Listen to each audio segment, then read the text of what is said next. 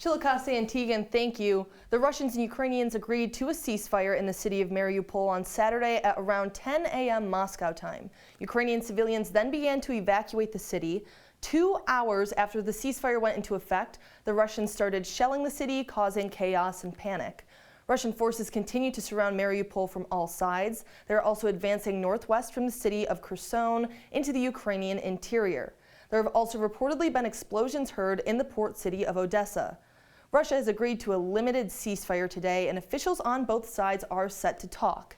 They've also agreed to civilian evacuation corridors. In the north of the country, Ukrainian civilians were killed trying to flee the town of Irpin. Irpin is a suburb of Ukraine's capital, Kyiv. Now, if you want to take a look at the map right here, Russian forces are advancing on Kyiv from two sides. The main force is the convoy advancing south from the Belarus border, and that convoy has been plagued with logistical problems and Ukrainian drone attacks. There's also another force advancing west from the Russian border, and Ukrainian defenders in Kyiv are trying to prevent the Russians from surrounding the capital city on all sides.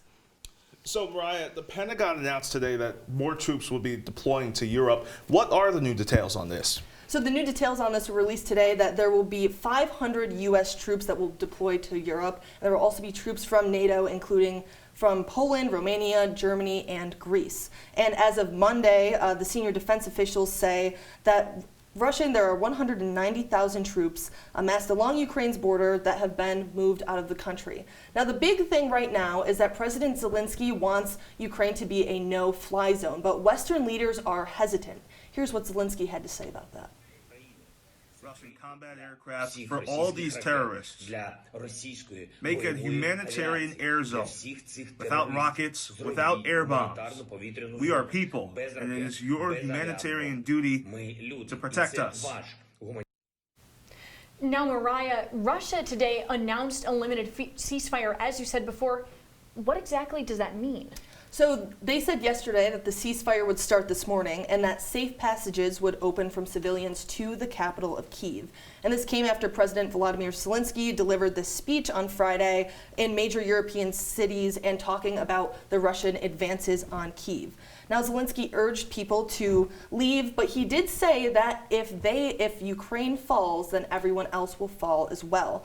Now, the big thing right now is that Secretary Antony Blinken is saying that this situation is going to get worse before this gets better. So in terms of the crisis right now, the number of war refugees that are fleeing Ukraine is the highest amount, over time, since World War II. And so what we're seeing with that is that people are fleeing as fast as possible, according to UN's refugee agency.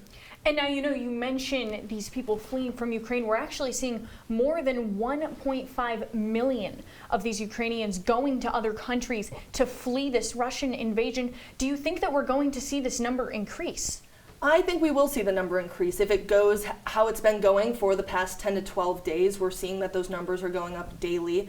And what Secretary Blinken said, that the situation is going to get worse, meaning more people are going to want to leave the country. And we're seeing the number of refugees who are leaving Ukraine increasing, and almost seems by the day now.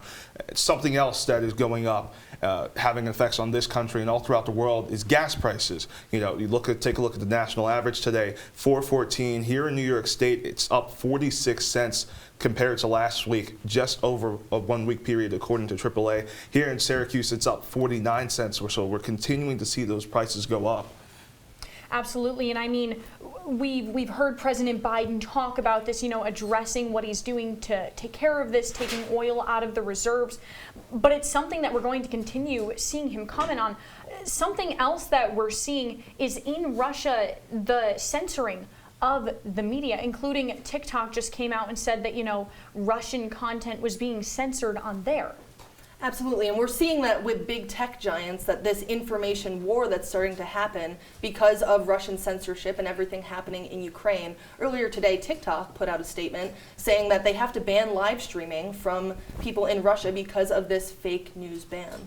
And it's not just TikTok, right? Over on Friday, Russia blocked access to Facebook, Twitter, and also that law that they imposed threatens jail time for up to 15 years for what the Russian government deems to be misinformation, the spreading of disinformation. And we saw some media outlets there who have people there, like the BBC, temporarily shut down those operations because they're putting the safety, what they see as the safety of the journalists and the people who are working for them, over this law right now and what could be the consequences of the law.